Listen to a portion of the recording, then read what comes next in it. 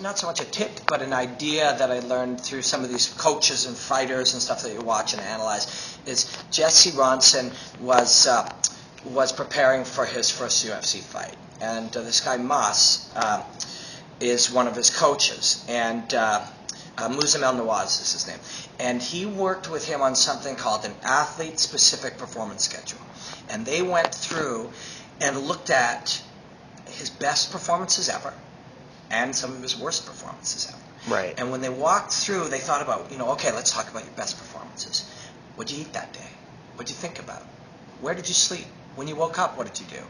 Then which way, when you got dressed, what were you thinking? What did you eat later that afternoon? What made you feel good that day? What conversations did you have with your coaches? And literally create, and even before that, before the weigh-ins, how much weight did you cut the night before? When you woke up that morning, what did you think about? And really put yourself in the mental state as you talk about all of the details that led to a great, brilliant performance. And you do the same things with a terrible performance. You look and you go, well, I didn't eat enough that day. Everybody kept saying, your opponent sucks, your opponent sucks. Whereas maybe on the good day, they were going, you're ready for this guy. He's good, but man, he's not as good as you. All of these things matter, and you create a performance schedule that is given to the coaches, is given to your girlfriend, is given to your parents, is given to all of your best friends, that outlines what your needs are to be in the best state possible. That sounds extensive, right, and it is extensive. But I mean, you are looking to be in a physical and mental state to perform the best humanly possible in a 15-minute spot in this room in front of these people at this time with these pressures. You should figure out everything possible to maximize how you can perform. So that's one thing that Maz was working on with the Body Snatcher with Jesse Ronson. There's a million little things like that. The relationships that guys have with their coaches. Coaches learn to speak to guys. I used to watch, Sean Tompkins was one of my favorite coaches. I really liked him. I spent, maybe 4 days in total ever with him throughout my life, and 15 evenings and a couple of phone calls and a couple of emails. But I felt connected to this guy because he was the type of guy people were connected to. Right. And when you watched him speak to his fighters, and I would follow him for one of Mark's fights. I came in for a few days, stayed at his house, and followed him through training camp.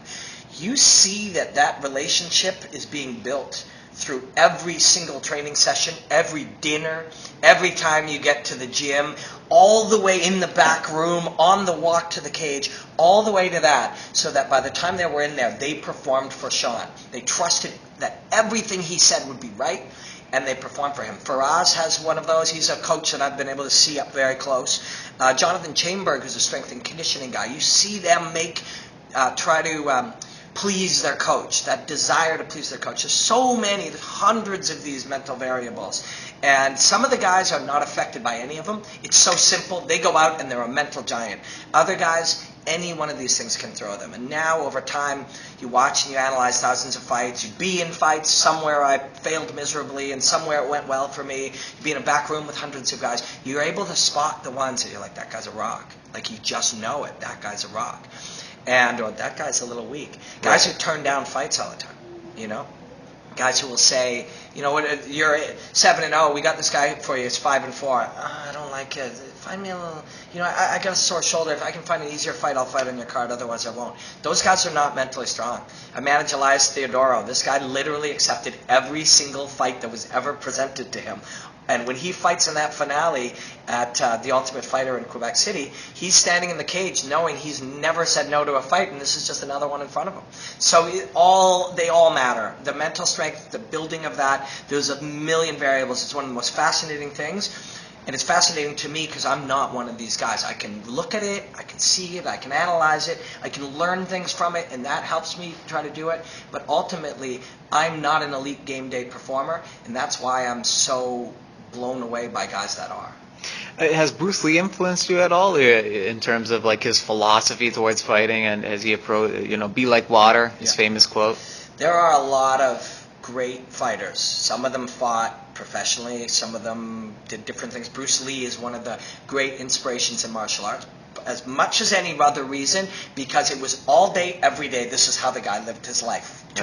To learn about fighting, to understand it. And later on, he worked in movies. I mean, he broke his back in a fight. that to prove his martial arts, broke his spine.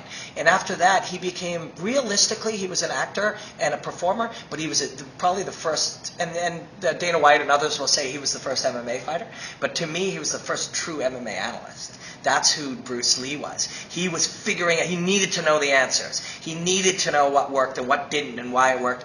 And he would be holding his baby, working and doing arm curls, because that's how guys built muscle then. You know, he was training all day, every day, and he was learning all day, every day. And from the point of view of viewing him as the first MMA analyst, that guy's my hero for sure. I remember John Fitch said, fighting is the clearest mirror you'll ever stand in front of. Do you feel that's true in terms of like you just really can see yourself clearly and who you are as a person when you fight? Yeah, fighting, I did it because I wanted answers. I wanted to know, I wanted to talk about fighting on TV. I wanted to commentate fighting. That's what my biggest goal in life ever was, and that's what I'm happiest doing. And it's one of the first things I'm starting to feel like I'm really getting pretty good at. You know, as a half-assed singer who enjoyed performing, I'm a decent fighter at the very lowest level. You know, if I can finish fighting and have one half of them at the lowest level, I'll be happy with that. But as an analyst, I think I have lots to contribute. You know, and I spend 80 hours a week working on it, and I'm reading and I'm learning and I'm training and I'm asking questions all day, all the time, always. And that part, I don't even remember what you asked me. I just started wandering off. Yeah, kind of like, you really learn about yourself through fighting. It's kind of like the clearest mirror you'll ever stand in front of. I didn't fight because I wanted to learn about myself. I wanted to learn about fighting for my job that I love doing. And so I did my first fight.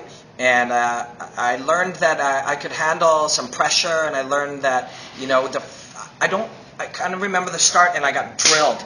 And then that I don't remember, or I do remember, but suddenly I woke up as if I had been sleeping. It was probably a flash knockout for about a second. And I woke up, and quickly my brain thought, what's on my knee? My knee was on the ground. I thought, what's on my knee?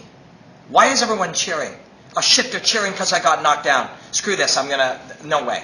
And that was a really great thing to learn about myself. It was a really great thing because I had every opportunity, and I know that a certain percentage of human beings would have covered up right there. Fight's over, 25 seconds, you lost. So I felt really good about that. But I lost the fight, and I was disappointed, and it sucks to lose and stuff. But and I learned how much I hate to fail, But you do fail in life. That's real. You have to learn to deal with it. But then I learned later on that I could perform sometimes, and I could be that guy who lifts the car off the baby, and I could be that guy who protects people when there's a guy with a knife. But then I also learned that some nights I'll fail at that, and that's a really, really, really, truly painful reality. One of the reasons that people don't take big risks and try new things and do dangerous things is that because they don't want to find out that that's true. I think deep down we all know that on certain times you will not be the superhero. And I failed miserably in front of thousands of people, and that's really painful. It's really incredibly, incredibly painful. So what do you do about that? You go and you this is in the realm of what do you learn about yourself? Well, you learn that you will fail sometimes. And then you go and you dust it off and you deal with it, because you view the world differently when you realize that you will fail at things that you really want to succeed at. You'll shit the bed and you'll fail. And that is a valuable thing to know, but it changes your perspective of everything in the world with the day that becomes real. So you adapt to that reality, and now your goal becomes, I want to be the guy who saves the baby or runs into the burning house or does what happens some of the time. I want to be able to be that guy as much as I possibly can. And if I can learn to be that guy and not fail in those situations, then later maybe you can be that guy more. And then you deal with the reality that you are not, Superman. Because none of us are, even though every single person somewhere in there believes in the back of their mind they'd be that guy. You deal with the reality that you're not that guy, and then you start from there. And you try to be a stronger person, a better person, and try to succeed.